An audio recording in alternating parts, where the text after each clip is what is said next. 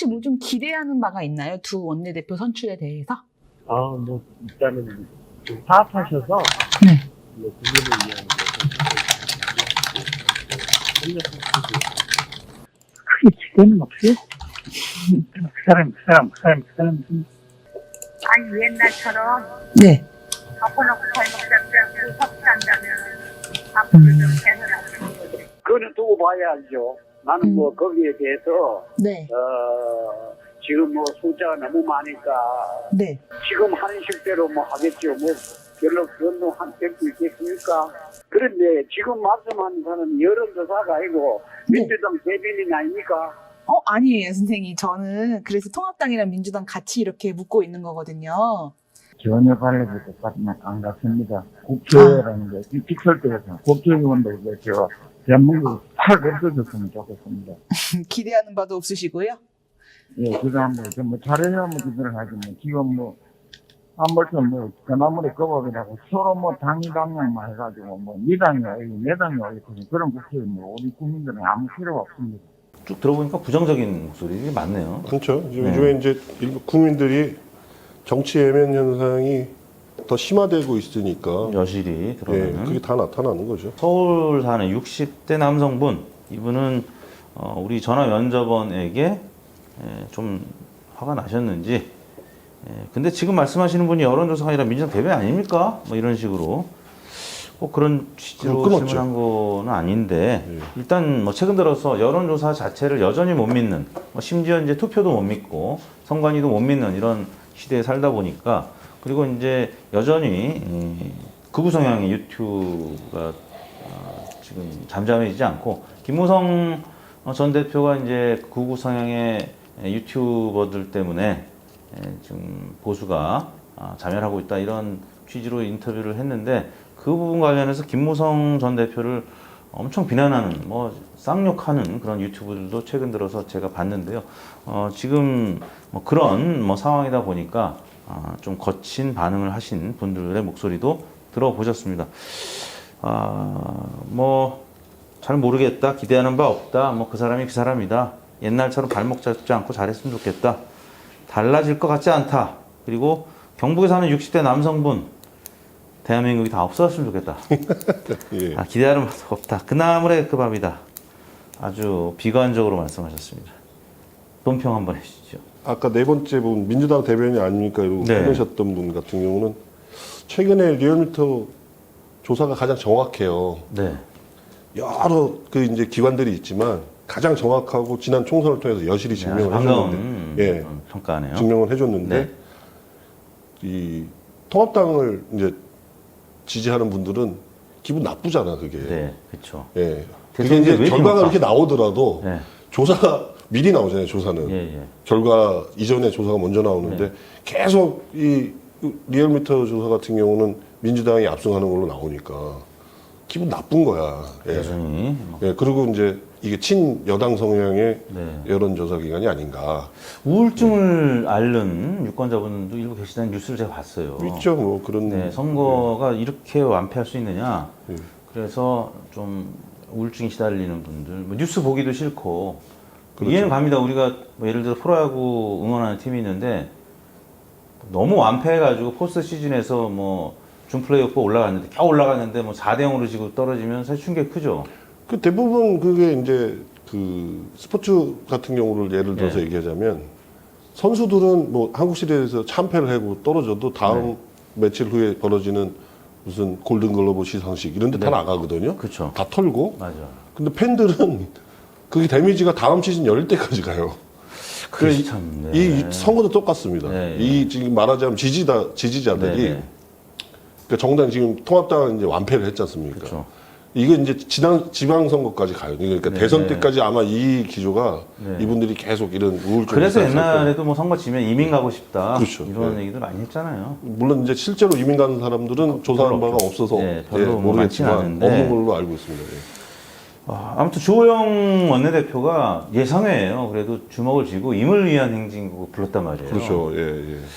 좀 파격이었는데 불과 이제 작년까지만 해도 황교안 당시 대표가 광주 갔다가 된통 그냥 당했잖아요. 그렇죠. 정치민들이 예. 분노해가지고 뭐 물도 날라오고 막 이랬는데 이번에는 환영을 했어요. 지금 민주당이 압승을 하고 주호영 원내대표도 또 내려가기 전에 사과를 하고 이제 대부분 망언을 했던 분들은 미래한국당 소속 원유철 대표랑 같이 지금 있고 그렇죠. 예. 그런 상황에서 지금 미래통합당과 미래한국당 약간 온도차가 있죠. 그리고 내려와서 임을 위한 행진곡을 불렀는데 저는 임을 위한 행진곡 하면 생각나는 분이 있습니다. 이 작사 작곡을 네. 각각 다른 분이 했어요. 네. 작사는 이제 황석영, 네.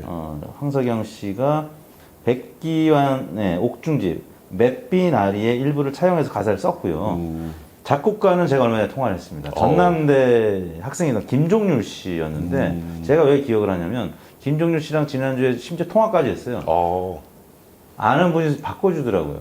왜 바꿔줬냐면 이분이 임을 위한 행진곡을 대학교 때 작곡을 했는데 그거 말고 대학가요제를 나간 분이에요. 그래서 1980년에 제3회 대학가요제 은상을 수상하신 분입니다. 곡목이 뭐냐면 영랑과 강진. 전 노래도 기억합니다. 나무로 나무로 내려가자. 아주 역시 이 대표는 노래 명곡이었어요. 근데 이분이 임을 위한 행진곡 작곡가라는 거를 좀 이분이 그 처음 충북 알았습니다. 음성 진천에서 국회의원 했던 김종률 의원하고는 다른 분이죠. 다른 분입니다. 네. 그 얘기가 소개해 준 분이 김종률 의원하고 예. 닮은 스포츠 해설가를 뉴스를 보다가 네. YTN 그 야구 해설을 보다가 저분 김종률 전 의원과 닮았다. 근데 임을 위한 행진곡 김종률 잘 지내나 하고 전화를 바꿔준 거였거든요. 그래서 그분이 뭐 대학가요제 뭐 은상조에서 뭡니까 그랬더니 전 대학가요제 1회, 2회, 3회 다 그때 시청하고 녹음도 다 해놓고 맨날 따라 불렀거든요. 초등학생 때부터. 영랑과 강진 이 노래의 작곡가가 임을 위한 행진곡 작곡가고요. 지금은 세종시 문화재단 대표이사를 맡고 있습니다. 멋진 분이세요. 1958년생이시고요. 지금 원래 이제 의식의 흐름대로 우리는 그냥 계속 얘기 그 나오고 유명한 586 개띠시네요. 586 개띠입니다.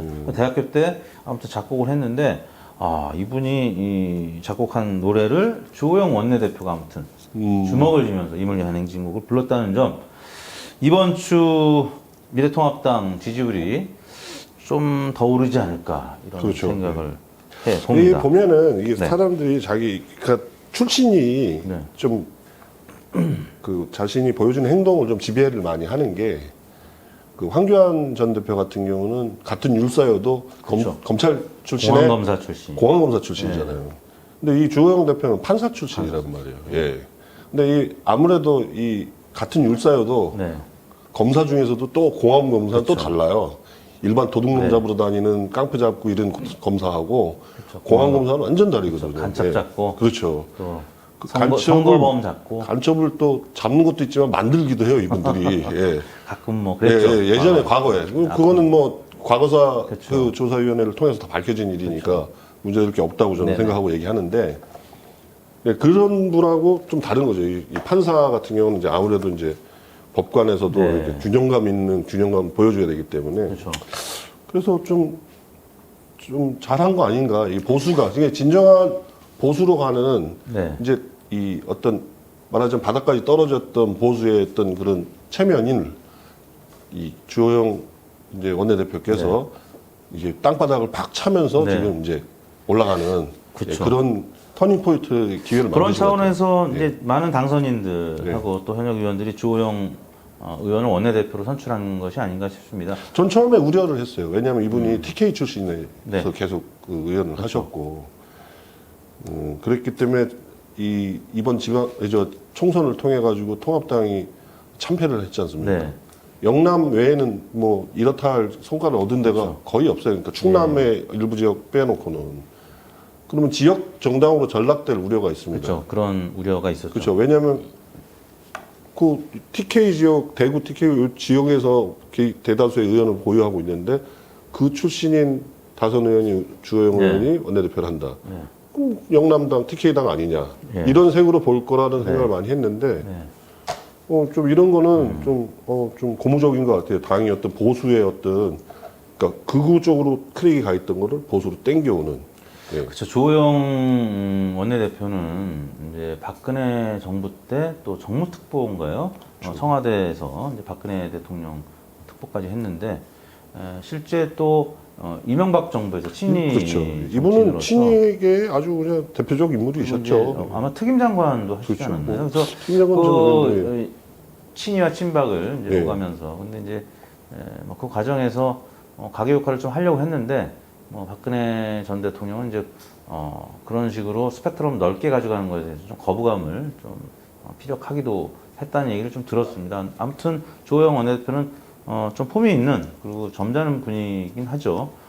그런 차원에서 이제 많은 의원들 당선인들이 뽑은 것 같은데 이 김태년 원내대표하고 주호영 원내대표는 사실 5선 그리고 4선. 그러니까 주호영 의원이 5선입니다. 그리고 김태년 의원이 4선인데 조영 원내대표 제가 했고요. 초선됐던 그 시기를 제가 잘 네. 알거든요. 근데 그 아마 기억을 할지 모르겠는데 그 이모 그 선배라고 경제학과 84학번이 네네. 있어요.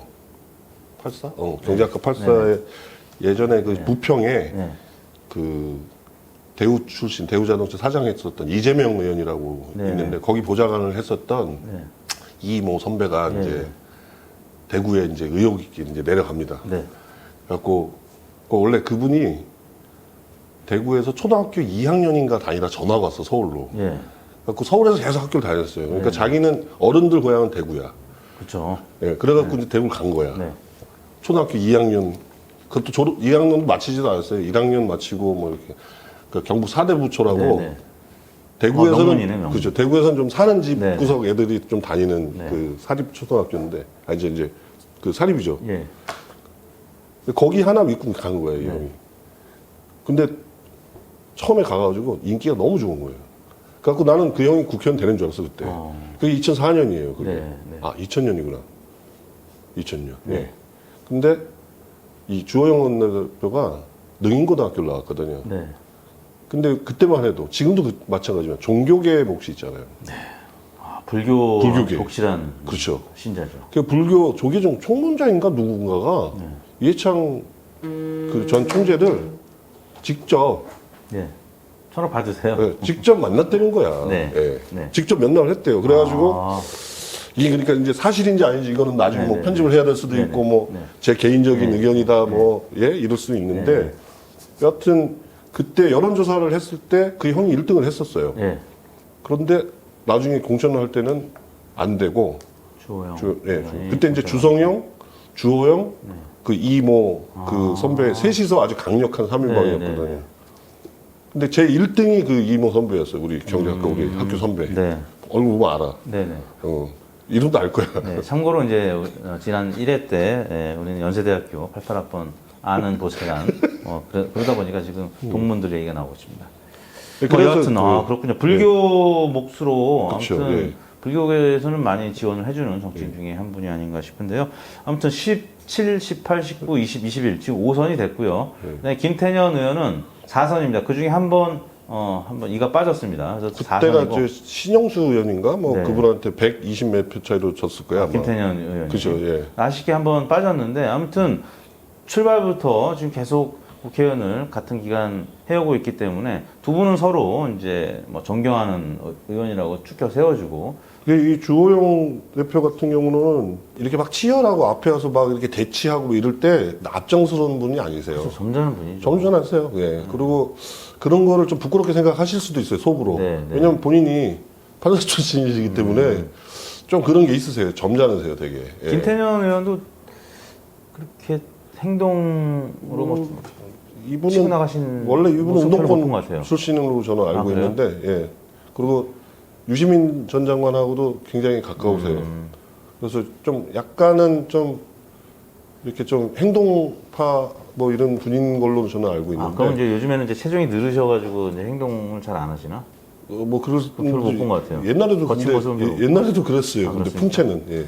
아무튼 문재인 대통령 이제 경희대 그렇죠. 후배로서 이번에 친문이시죠. 예, 예. 또 그리고 당권파 그렇죠. 친문이다. 예. 문재인 대통령의 후배이기도 하지만 이해찬 대표하고도 가깝다. 그렇죠. 전해철 의원을 이기고 1차에서 과반을 이제 얻어서 당선이 됐는데 아무튼 이번 21대 국회는 두 원내대표의 관계도 좋고 해서 일단 출발은 좋지 않을까 싶습니다.